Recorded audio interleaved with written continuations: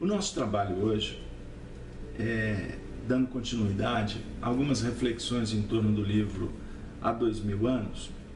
Nós vamos, com muito carinho, dar o nome ao estudo da noite, A Visão Gloriosa de Lívia.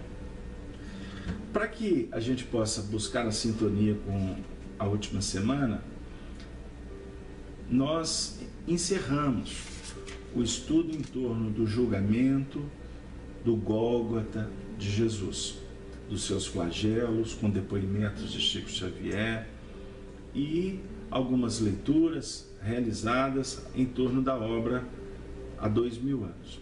E hoje nós vamos tratar do capítulo que vai agora abrir um momento muito especial, que vai envolver Lívia, junto com Ana e o cristão Simeão, que era tio da Ana, a serva da casa dos Lentros.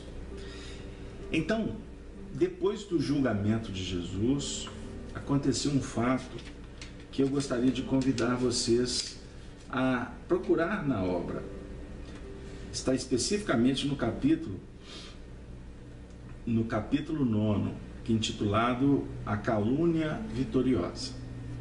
Mas nós não vamos perpassar esse detalhe do livro, que é, diga-se de passagem, muito importante. Mas aqui ele iria desconfigurar um pouquinho o nosso projeto de estudar aspectos do livro. E a parte anterior, a gente entendeu que ela tem muito mais a ver com o drama pessoal do casal, e que o ideal é que a gente procurasse fazer a leitura da obra. Mas depois, apenas para resumir, depois do julgamento, Simeão e Ana procuraram Lívia, a esposa do senador, com o intuito de tentar ver se ela não conseguiria interceder em favor de Jesus. No primeiro momento, ela tentar com o marido, mas o marido se encontrava no julgamento no palácio de Pôncio Pilatos. E com o intuito nobre, de extrema bondade e de gratidão por parte deles, especificamente de Lívia, ela foi procurar o marido ou o próprio governador Pilatos. E aconteceu um fato extremamente desagradável, que envolveu as trevas que perambulavam nos corredores do palácio, no plano físico e no plano espiritual, e que efetivamente frustrou a tentativa da matrona romana. Aí, quando ela retornou para dar notícia para Ana, Emmanuel diz assim na obra: procurou refazer-se daquelas emoções em se aproximando de Ana e do tio, porquanto lhe competia ocultar aquele desgosto no mais íntimo do seu coração. Junto de ambos os companheiros humildes da mesma crença, deixou expandir a sua angústia, exclamando pesarosa: Ana, infelizmente tudo está perdido. A sentença foi consumada e não há mais nenhum recurso. O profeta, carinhoso de Nazaré, nunca mais voltará a Cafarnaum para nos levar às suas consolações brandas e amigas. A cruz de hoje será o prêmio deste mundo à sua bondade sem limites. Todos os três tinham os olhos orvalhados de lágrimas. Faça-se então a vontade do Pai que está nos céus, exclamou a serva, prorrompendo em soluços. Filhas, disse porém o ancião da Samaria, com um olhar profundo e límpido. Fito no céu, onde fulguravam as irradiações do sol ardente. O Messias nunca nos ocultou a verdade dos seus sacrifícios, dos martírios que o aguardavam nesses sítios, a fim de nos ensinar que o seu reino não está nesse mundo. Nas sombras da minha velhice, estou apto a reconhecer a grande realidade das suas palavras.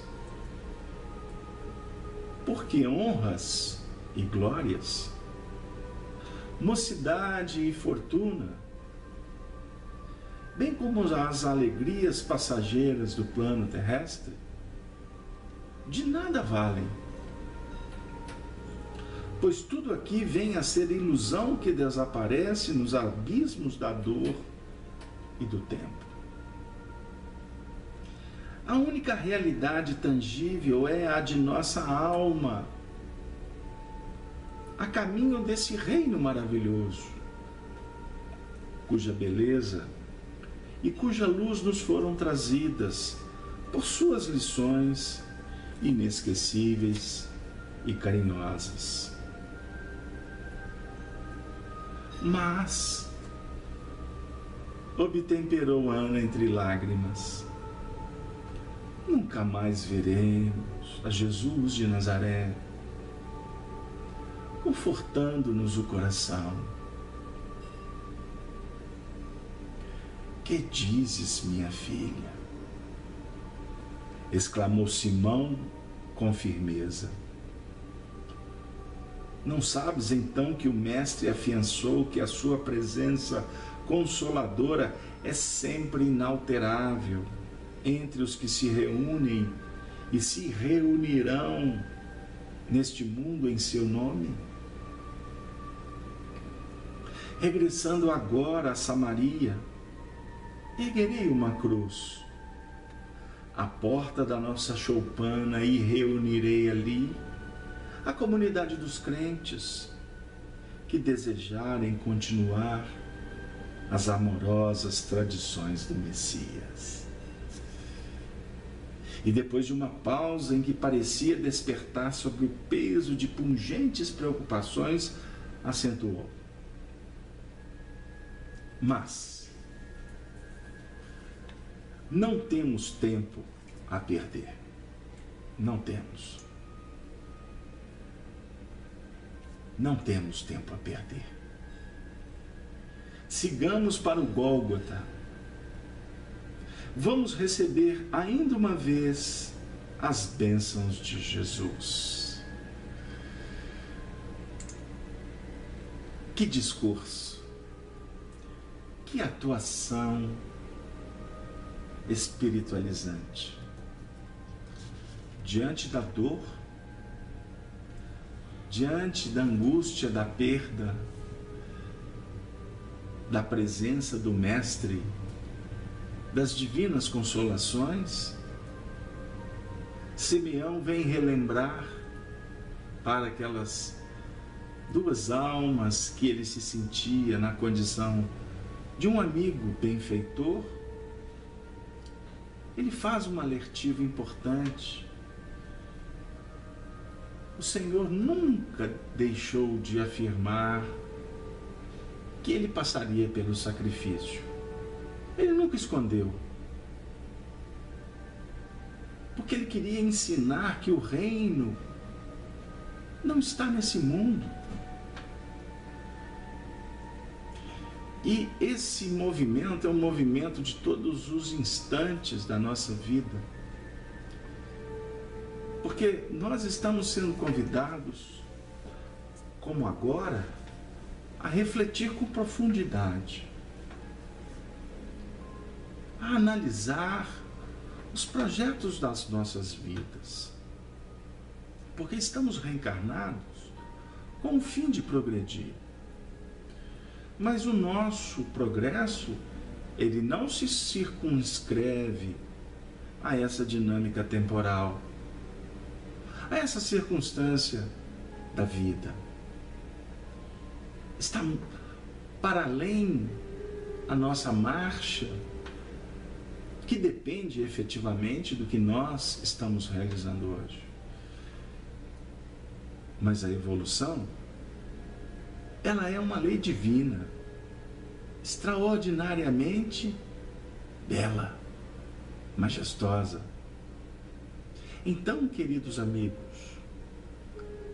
diante dos obstáculos, lembremos-nos que os problemas devemos solucioná-los. Mas existem algumas notas desafiadoras que nem sempre está para agora encontrar o ponto definitivo da solução. Então podemos dizer que há circunstâncias e há necessidades. Nós temos que entender um pouco mais sobre o assunto. Por quê? Honras e vanglórias, mocidade e fortuna, bem como as alegrias passageiras do plano terrestre, de nada valem. De nada valem. E aí a gente verifica como nós temos ainda dificuldade de entender o Evangelho. Porque nós aqui na Terra estamos buscando honras, buscando aplausos, buscando certificações, aprovações, buscando estabelecer vitórias aonde não cabe. É muito importante verificarmos o nosso comportamento, porque podemos estar gastando uma energia sobrenatural, nos desgastando, nos tornando fugazes, fúteis. Podemos estar nos tornando casca, aparência, e por dentro estamos com dificuldades seríssimas e nem sempre dispostos a olhar para dentro, para cuidar, para tratar. Para que as glórias do mundo? Diante do eterno, não se justifica o culto à personalidade. Alimentarmos os mitos são assuntos que precisamos tomar cuidado. Porque, em nome das realizações espirituais, nós estamos muitas vezes nos complicando em coisas muito elementares, sendo que a base é que vai nos projetar para as coisas espirituais. Nós não podemos personalizar, nós não devemos alimentar a personalização.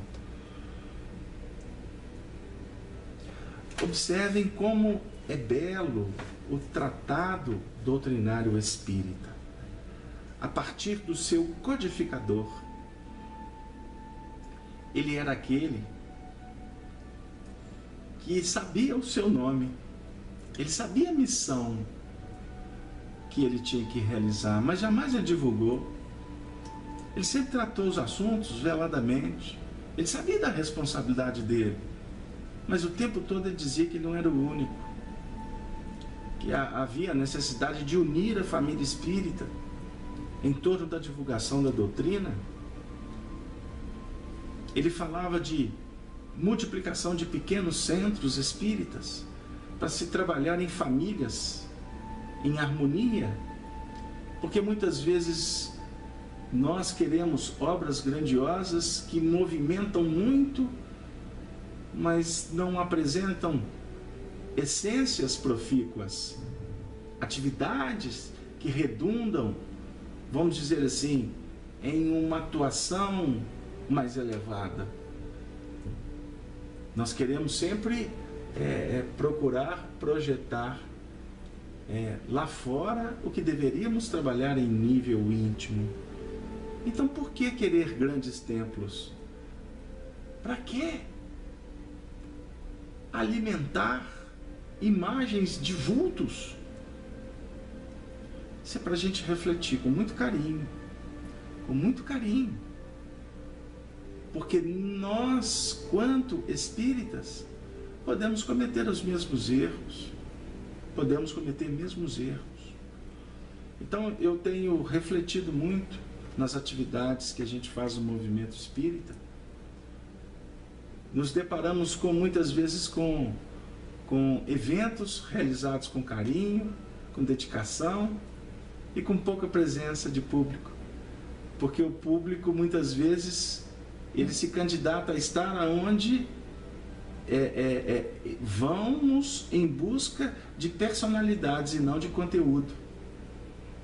Paga-se preço alto para assistir determinadas pessoas e não se valoriza um trabalho que pode ser até muito mais producente, com pessoas mais simples, com didáticas diferentes.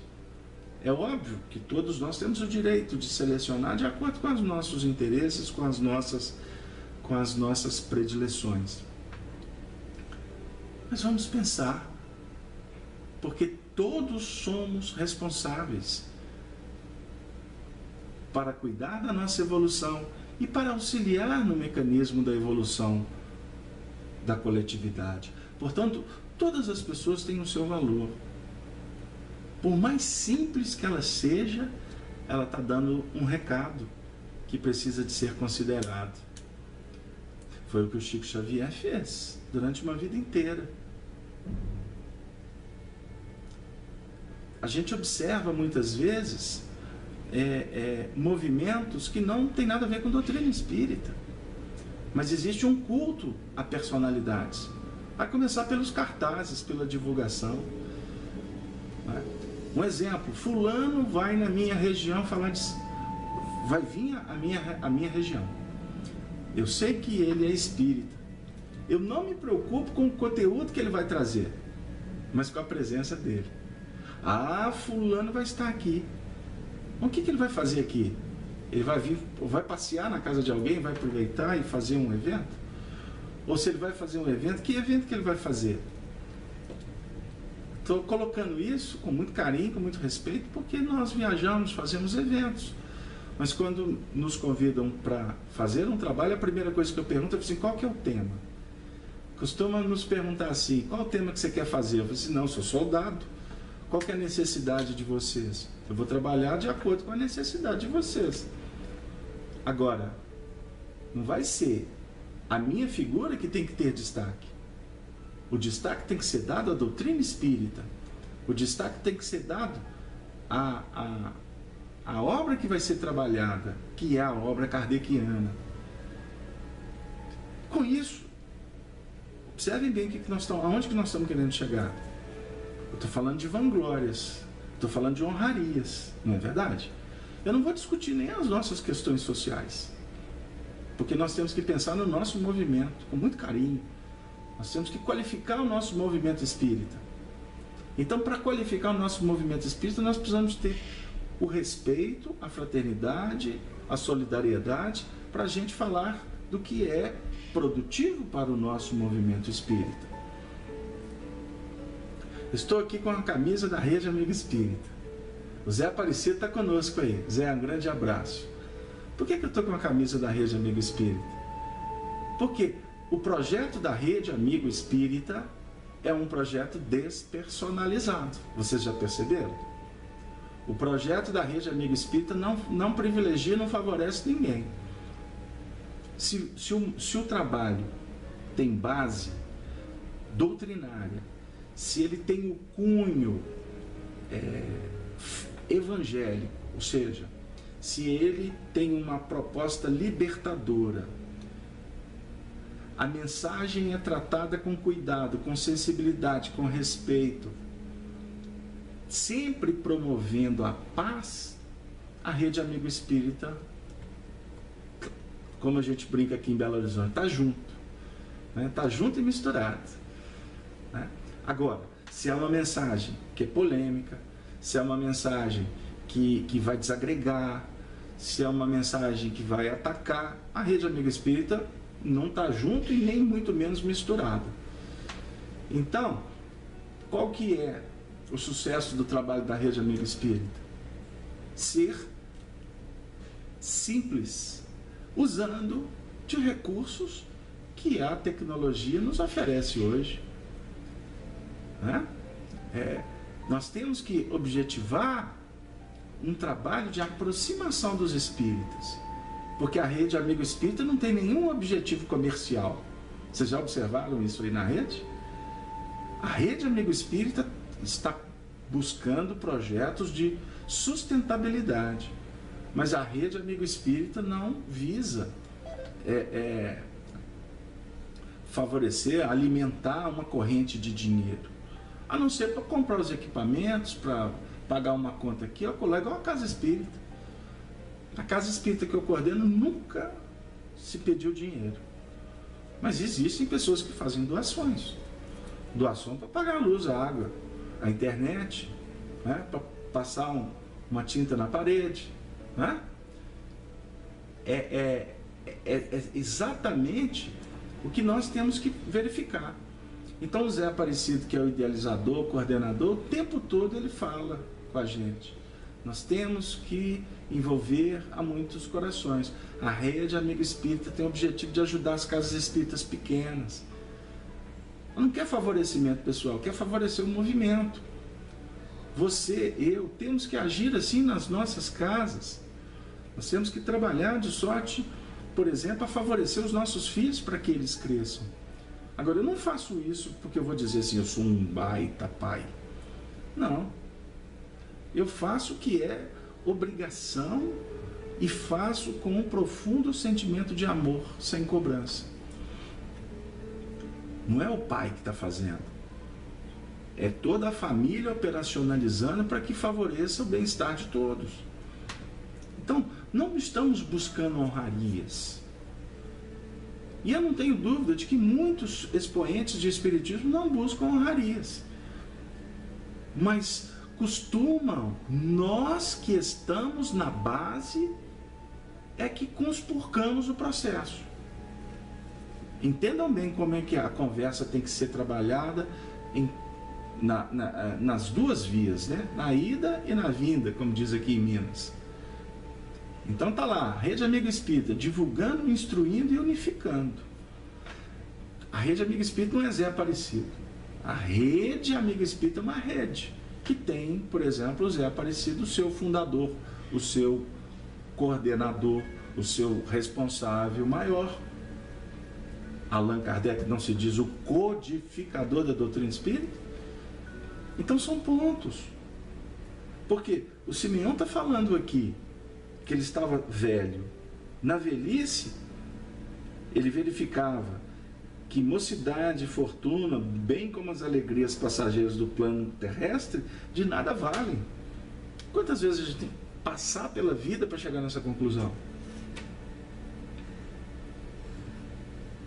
A Ana ainda reafirma, mas Senhor, nunca mais teremos Jesus. Aí ele vai dizer, o que dizes, minha filha? O mestre afiançou que a sua presença consoladora é sempre inalterável.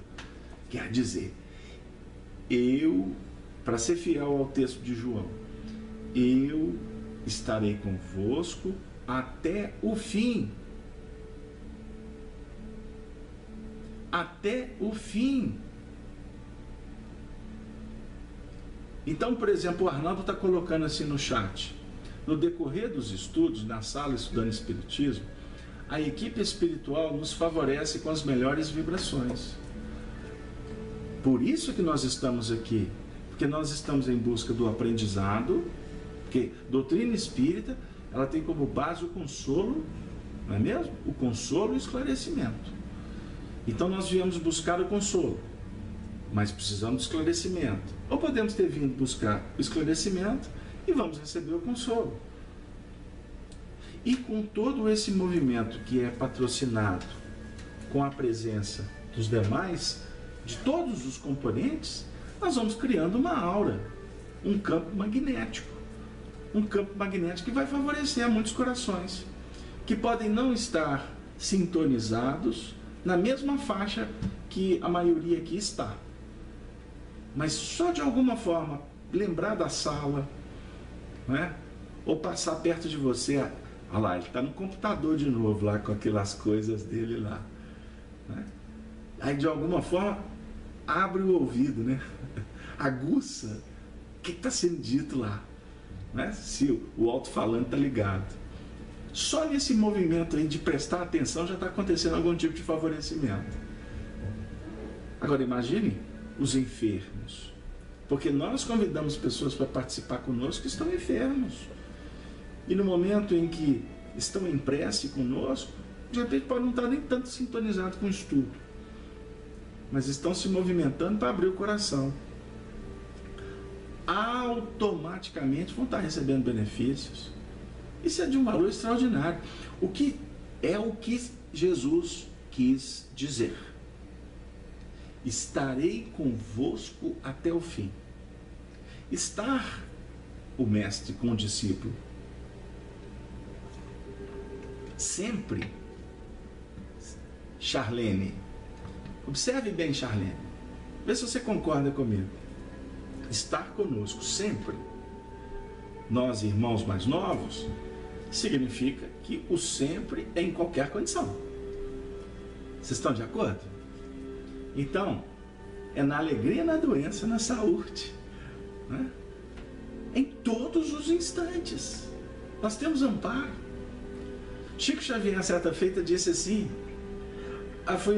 foi naquele programa que a gente fez sobre o flagelo de Jesus, teve uma frase que nós lemos do Chico dizendo que nós, quando desencarnarmos, vamos compreender os vínculos que nós temos com Jesus e Ele conosco. Interessante, né? Porque a gente lê a obra subsidiária, por exemplo, as obras de André Luiz, e é um assunto assim abordado de uma forma bem geral. Mas eu tenho para mim que o Chico queria dizer alguma coisa assim mais pontual. Ou seja, quando desencarnarmos, nós vamos entender mais o que vem a ser estarei convosco até o fim. Ou seja, qual tipo de vínculo que existe. Isso é muito importante para nós, porque agora nós estamos no estudo falando de Jesus. Então o campo magnético em torno do trabalho, ele fica pungente. Então, quando sensíveis, nós registramos coisas maravilhosas. Vidências, né? Imagens, cheiros, cor, som, vibração. São intercâmbios que acontecem que muitas vezes nos levam às lágrimas. Não é verdade? Mas e quando a gente desligar o computador no final do trabalho? Jesus não vai mais estar conosco? Ele não estará mais na nossa casa? E quando você está no seu trabalho, enfrentando os embates, que de repente você nem está se lembrando dele, nós estaremos na psicosfera dele. Esse é o ponto. Não temos tempo a perder, sigamos para o Gólgota. Vamos receber ainda uma vez as bênçãos de Jesus. Livre então vai dizer para os dois: muito grato me seria acompanhá-los. Retrucou Livre impressionada.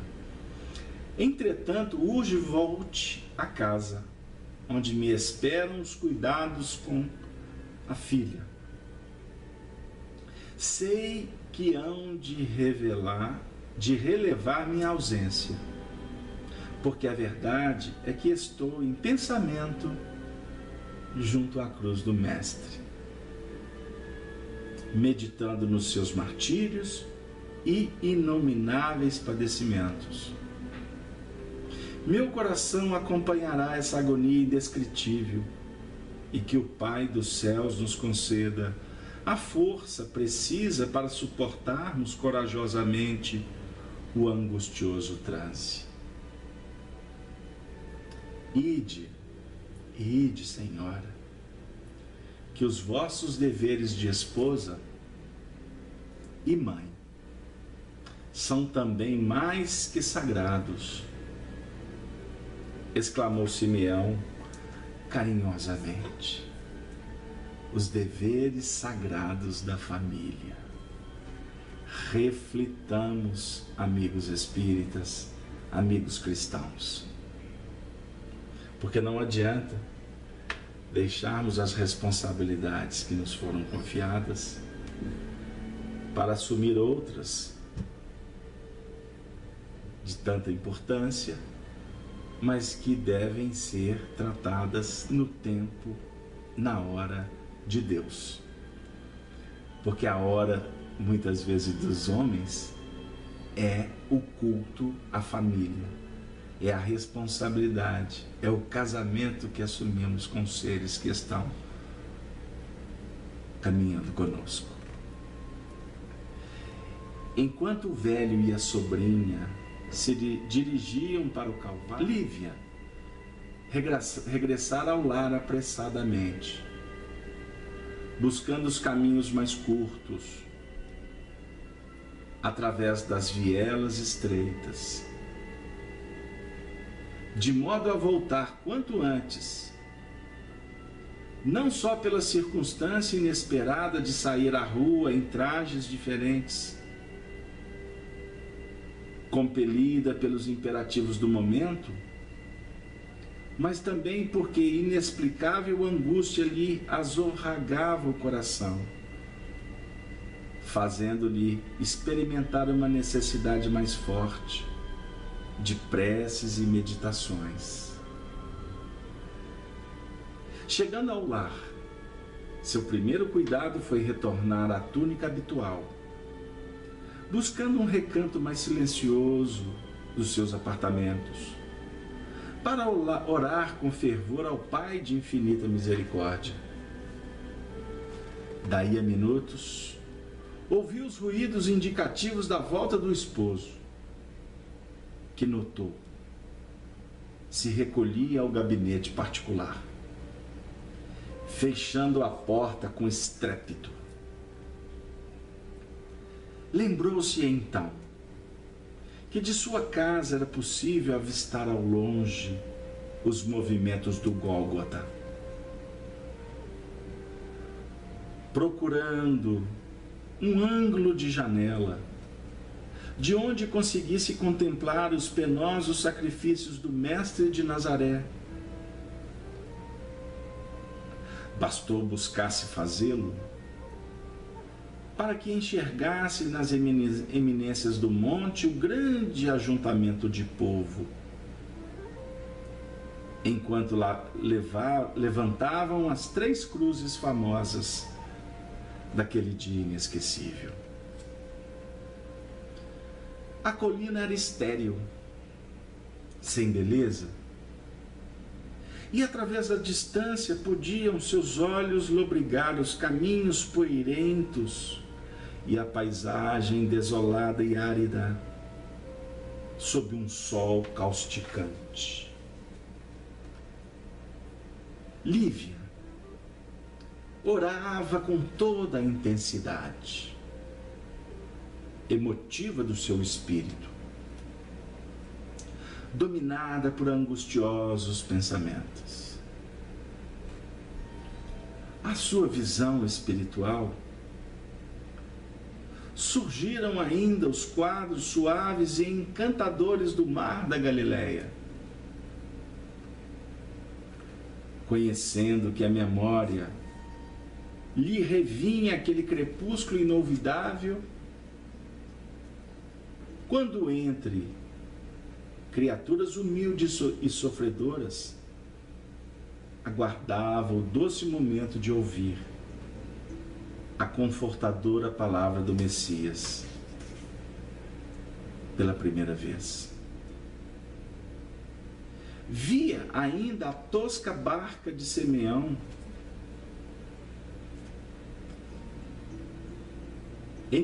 encostando-se às flores mimosas das margens, enquanto a renda branca das espumas lambia os seixos claros da praia. Jesus ali estava, junto da multidão, dos desesperados e desiludidos, com seus grandes olhos ternos e profundos. Depois de orar, meditar longamente, examinou de longe os 3 madeiros, presumindo escutar o vozeio da multidão criminosa, que se acotovelava junto à cruz do Mestre em terríveis impropérios. De repente, sentiu-se tocada por uma onda de consolações indefiníveis. Figurava-se-lhe que o ar sufocante de Jerusalém se havia povoado de vibrações melodiosas, intraduzíveis. Extasiada, observou na retina espiritual que a grande cruz do Calvário estava cercada de luzes numerosas. Ao calor invulgar daquele dia, nuvens escuras se haviam concentrado na atmosfera, prenunciando tempestade. Em poucos minutos, toda a abóboda celeste permanecia represada de sombras espessas. No entanto, naquele momento, Lívia notara que se havia rasgado um longo caminho entre o céu e a terra, por onde desciam ao Gólgota legiões de seres graciosos e alados, concentrando-se aos milhares ao redor do madeiro. Pareciam transformar a cruz do Mestre em fonte de claridades perenes e radiosas. Atraída por aquele imenso foco de luz, resplandecente, sentiu que sua alma desligada do corpo carnal se transportava ao cume do Calvário, a fim de prestar a Jesus o último preito do seu devotamento. Sim, via, agora, o Messias de Nazaré,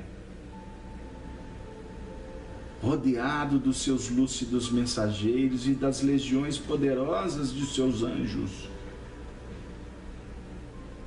Jamais supusera vê-lo tão divinizado e tão belo. De olhos voltados para o firmamento como em visão de gloriosas beatitudes. Ela o contemplou por sua vez. Tocada de sua maravilhosa luz, alheia a todos os rumores que a rodeavam, implorando-lhe fortaleza, resignação, esperança e misericórdia. Em dado instante, seu espírito sentiu-se banhado de consolação indefinível, como se estivesse empolgada pela maior emoção de sua vida. Notou que o Mestre desviara levemente o olhar, pousando-o nela, numa onda de amor intraduzível e de luminosa ternura. aqueles olhos serenos e misericordiosos, nos tormentos extremos da agonia, pareciam dizer-lhe: filha, aguarda as claridades eternas do meu reino, porque na terra é assim que todos nós deveremos morrer. É assim que deveremos morrer. Desejava responder às exortações suaves do Messias, mas seu coração estava sufocado numa onda de radiosa espiritualidade. Todavia, no íntimo, afirmou, como se estivesse falando para si mesma: sim, sim. É desse modo que deveremos morrer. Jesus, concedei-me alento, resignação e esperança para cumprir os vossos ensinamentos, para alcançar um dia o vosso reino de amor e de justiça. Lágrimas copiosas banhavam-lhe o rosto, naquela visão beatífica e maravilhosa. Na visão beatífica e maravilhosa.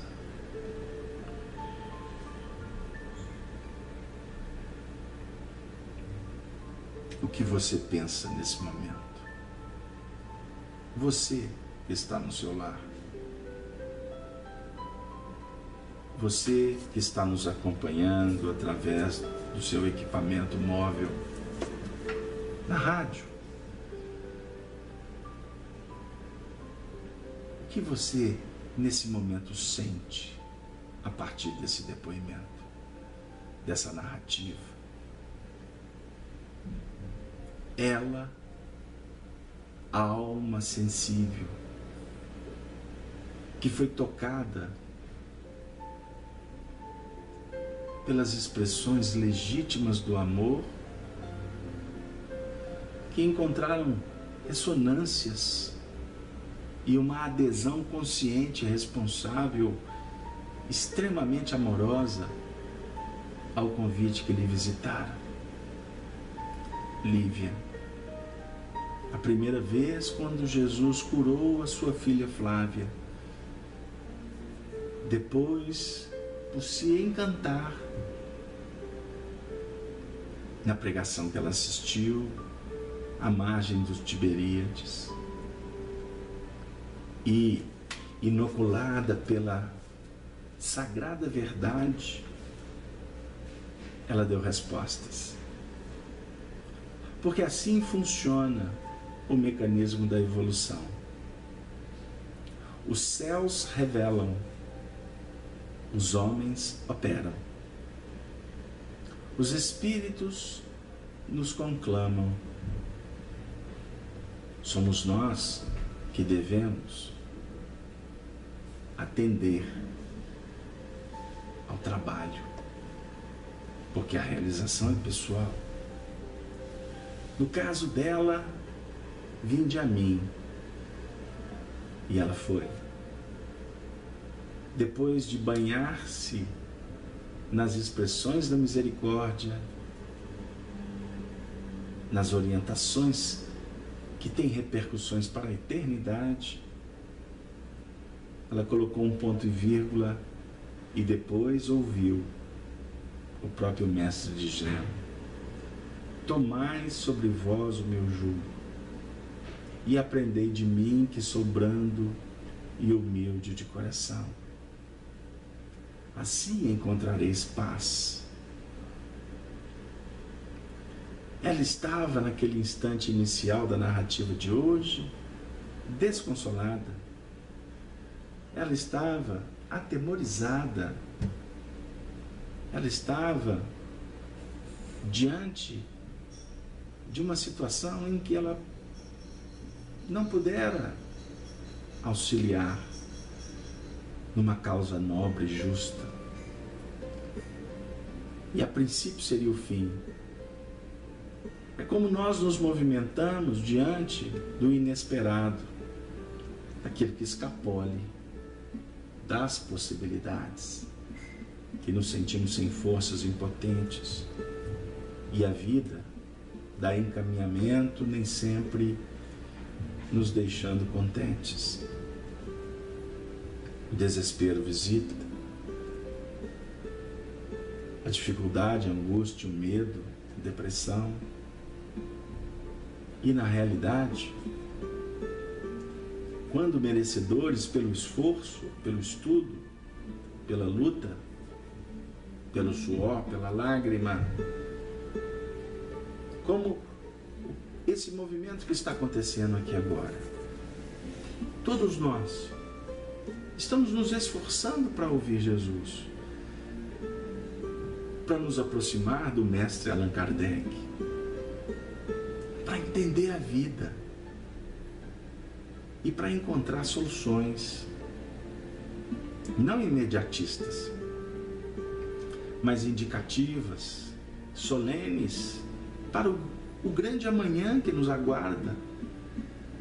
Nós estamos aqui. E eu não tenho dúvida em dizer que, embora devedores, com dificuldades na contabilidade da nossa consciência, mas todo o movimento de estar aqui, ele já representa o esforço da melhora, do progresso. Então eu não tenho dúvida em afirmar que no momento do desconsolo, do desespero, a voz do pastor vai ecoar, respondendo ao que você está buscando. Por mais que naquele momento você não esteja disposto a ouvir. Mas o Paracleto, o Consolador prometido, ele vai chegar e vai te fazer lembrar daqueles momentos em que Jesus antecipava o testemunho. Não o testemunho dele, o Cristo, embora estava configurado, estava ajustado na planificação do orbe. Os profetas anteviram. E ele veio confirmar, dizendo: eu não vim destruir a lei e os profetas. Não. O Cristo não vem para mudar. Ele vem para dar continuidade. E eu poderia até dizer assim, em nível íntimo, o Cristo se faz na continuidade. Nós estamos sendo agora fertilizados.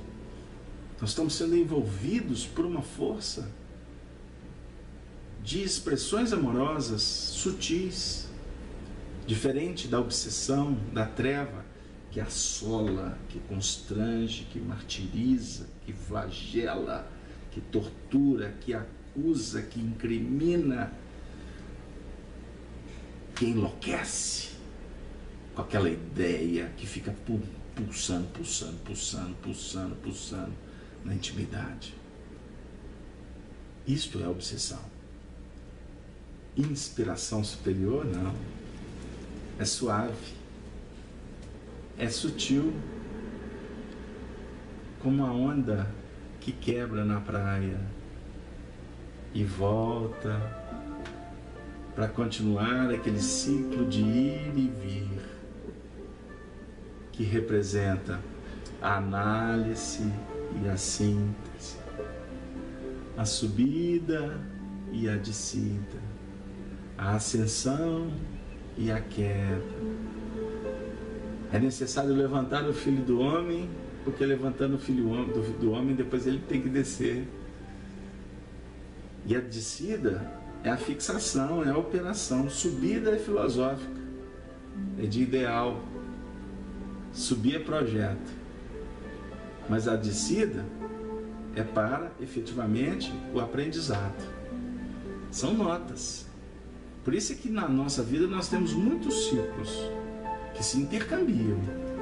Você tem ciclos das idades, ciclos do trabalho, da interiorização, da operação, da exteriorização. Mas todo esse movimento faz parte de etapas que estão umas ligadas a outras. Então, a encarnação é uma etapa. Mas na encarnação nós temos infinitas gradações que são microetapas. Então, cada momento nós estamos trabalhando num departamento, se eu posso assim dizer, do nosso inconsciente, buscando experiências adquiridas, potenciais, mas ao mesmo tempo procurando a montanha. Ela procurou um ângulo de janela. E aqui nós poderíamos falar que a janela aqui é a abertura. É a abertura do superconsciente. Janela, não é porta, é janela. Né? É a janela do superconsciente, como a janela da Arca de Noé. Que ela está onde? Aonde que fica a janela? Lá no alto. Ela não fica no porão. O alto é a casa das noções superiores, como define André Luiz no livro No Mundo Maior, explicando que a nossa mente é dividida em 3 andares: o inconsciente, o consciente e o superconsciente. Então a janela abre-se para o alto, para buscar o quê? A inspiração, buscar a revelação. Mas você tem que buscar um ângulo que favoreça que você atinja aquele foco que você já percebeu ser o ponto de referência.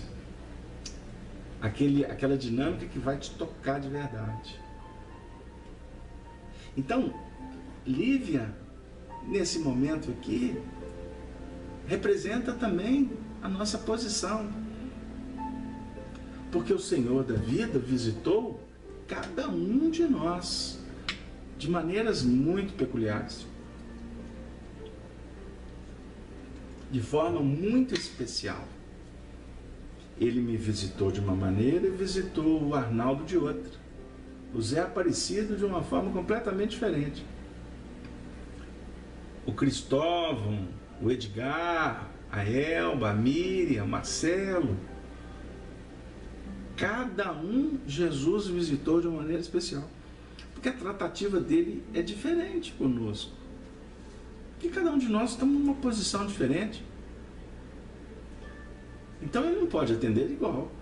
É como a mãe que tem 10 filhos, ela e o pai usarão 10 métodos diferentes. Porque cada filho tem uma demanda, tem uma exigência. Agora a gente fica observando que é a sensibilidade dela, a elevação de Lívia. Porque ela abriu tanto o coração dela, ela se intercambiou tanto com Jesus, tanto assim no sentido de intensidade e não de uma questão quantitativa. É a maneira, é a qualidade, é o gênero de intercâmbio que caracteriza a elevação desse espírito. É um dos grandes exemplos da história do cristianismo, é Lívia. E observe que ela não foi nenhum apóstolo dos grandes feitos. Não ficou conhecida na história. Não ficou.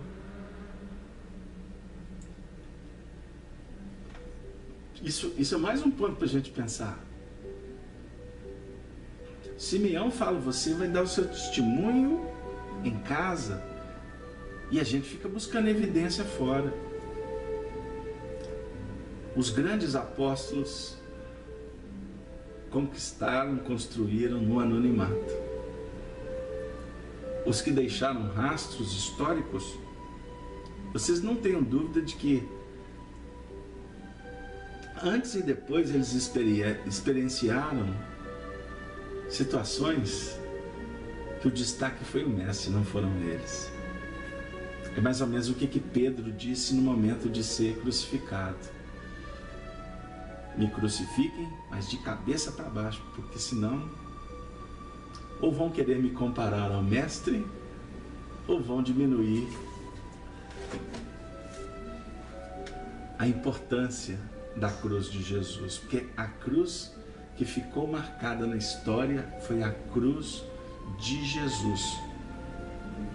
Não foi de Espartacus e os seus milhares de revolucionários que tentaram modificar as questões sociais que eles estavam envolvidos dentro da própria lei de causa e efeito, na época da República Romana. E essa insurreição foi abafada depois de muita peleja com a atuação do general Crasso. E Crasso é que abafou a rebelião. Pompeu não conseguiu e outros também não conseguiram. Foi Crasso. Então, a cruz é do Cristo. A cruz não é dos ladrões, nem do chamado bom ladrão ou do injusto ladrão.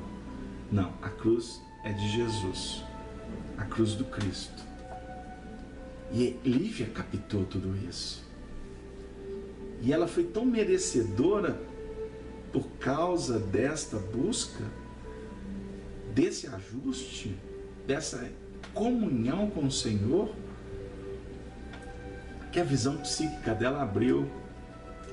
Ela estava com um problema seríssimo para tratar em casa, e nós fizemos questão de não ler o movimento anterior a esse instante, para inspirar vocês a ler a obra. Ela estava com um problema gravíssimo para resolver com o marido.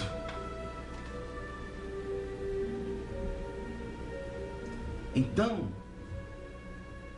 naquele momento em que começaria o testemunho pessoal dela, ela se fixou no testemunho do Senhor Jesus. E enquanto a turba alucinada soltava impropérios, gritava, amaldiçoava, imaginem a cena. Ela estava no seu apartamento,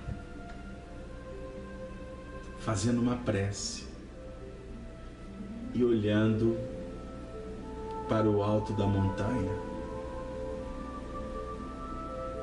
e vendo à distância o que os homens que estavam próximos não viram.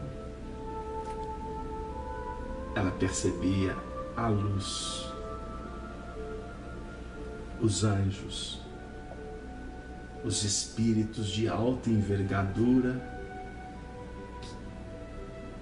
que construíram uma ponte entre o céu e a terra para receber aquele que é a luz do mundo. E ela viu tudo aquilo. Ela viu o bem, ela viu a bondade, ela viu a autoridade, ela viu a caridade, ela viu felicidade, ela viu muitas coisas que aqueles homens que estavam na cidade não poderiam ver, pois estavam envolvidos num contexto transitório de guerras, de disputas, de poder. Quando se discute muito, geralmente se discute pelo poder de dominar. Por isso que o Chico costumava dizer que quando a caridade é muito discutida, o bem chega atrasado. para a gente pensar, queridos amigos. Nós que inclusive estamos trabalhando nas casas espíritas, cuidado com a discussão. Não vamos perder tempo com tanta burocracia. A organização é imprescindível, mas a misericórdia é impostergável, é inadiável. A tolerância, o trabalho é que é a razão de ser. A parte administrativa do movimento precisa de pessoas competentes, mas o foco principal da doutrina espírita não são as questões do mundo, são eminentemente os valores do espírito. Eu digo isso porque eu custei a aprender. E não vou dizer que eu aprendi, não. Mas nós vivemos quase 3 décadas de movimento espírita. E hoje eu tenho certeza, pelo menos na minha dimensão, que a parte organizacional foi muito importante. Mas nós temos que pensar agora no essencial. Reflitamos, queridos amigos, reflitamos. Com isso, Lívia viu a luz. E a gente gostaria de chegar nesse momento em que o Mestre, com os olhos serenos e misericordiosos, nos tormentos extremos da agonia, pareciam-lhe dizer: imaginem o campo psíquico dela, aberto. A distância foi vencida pelo amor. Filha, aguarda as claridades eternas do meu reino, porque na terra é assim que todos nós deveremos morrer. E qual foi a resposta dela? Uma prece. Uma prece. Sim, é desse modo que deveremos morrer. Jesus, concedei-me alento, porque é assim que deveremos morrer. E foi assim que iniciou o testemunho de Lívia, testemunho mais contundente daquela encarnação. Foi no momento em que ela se apoiou no exemplo de sofrimento maior, que foi o de Jesus, o Mestre, o guia, o modelo da humanidade.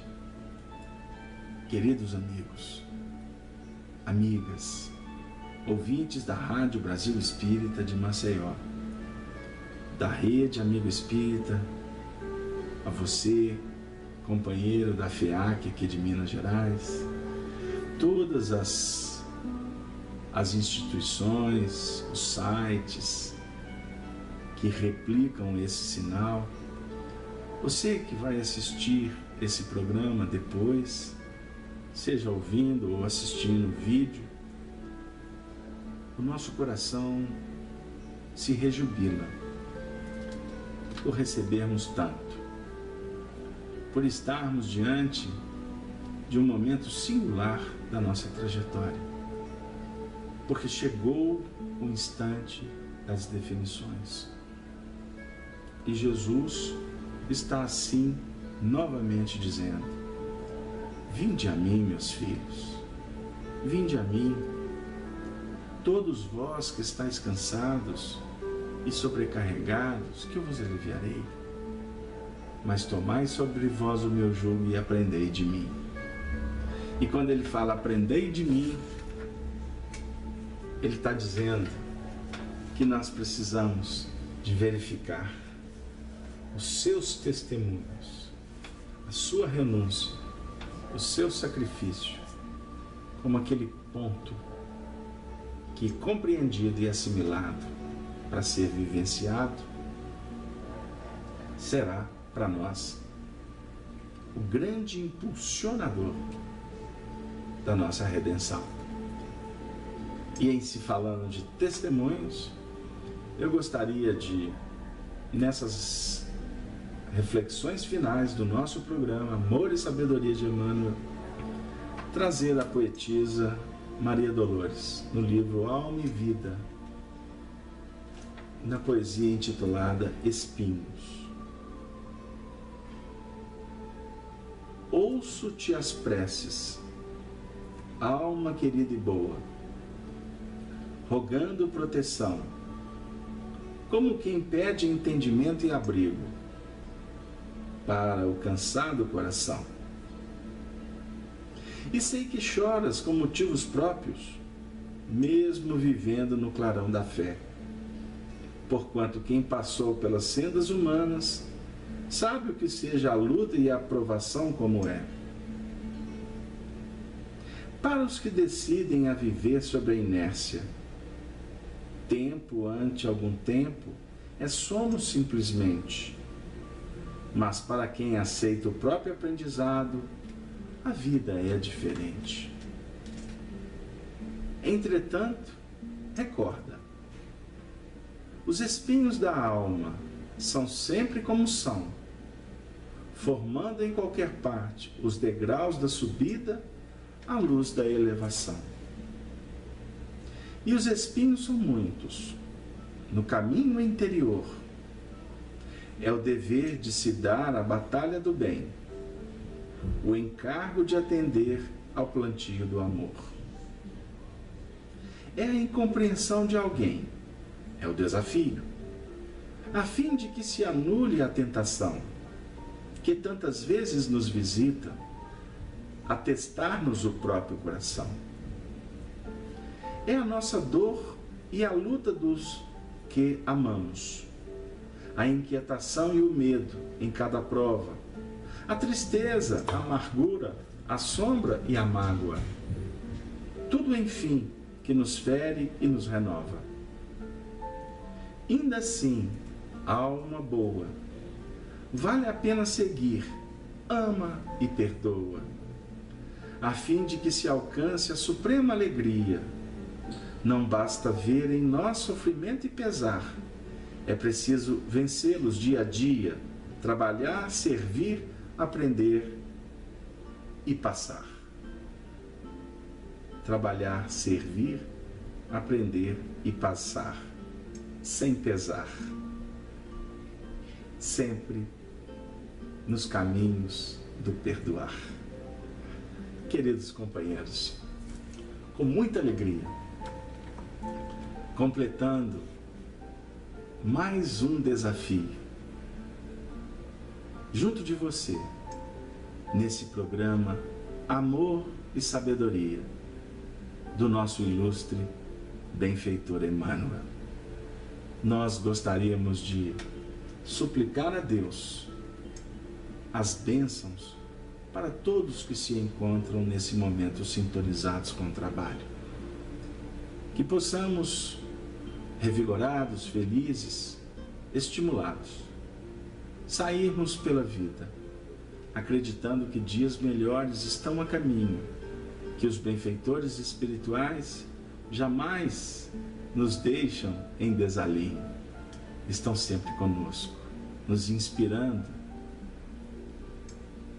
nos cativando, para que possamos construir os ninhos, que serão aquela condição de adormecermos amanhã em paz de consciência, como as aves que aguardam o período do crescimento, do trabalho em novas bases, novo tempo, novo ciclo. Que os benfeitores espirituais possam atender os nossos pedidos, cuidando dos nossos familiares. E assim, nós suplicamos que Maria Santíssima nos inspire sempre a permanecermos em sintonia com Jesus, o Mestre da Redenção, tendo em Allan Kardec aquele que codifica o nosso caminho, aquele que nos apresenta as veredas, para que nós, como ele, possamos dizer: arrependei-vos, é a senha. porque é chegado o reino dos céus. E nessas vibrações respeitosas, agradecidas, nós gostaríamos de nos despedir de cada um de você que participou conosco na sala estudando Espiritismo, nos seus lares, através da Rádio Brasil, da Rede Amigo, enfim, todos vocês, possamos nós endereçar um ósculo e um amplex de muito carinho. E vamos nos despedir dizendo como sempre: Ave Cristo, Ave Cristo, Senhor.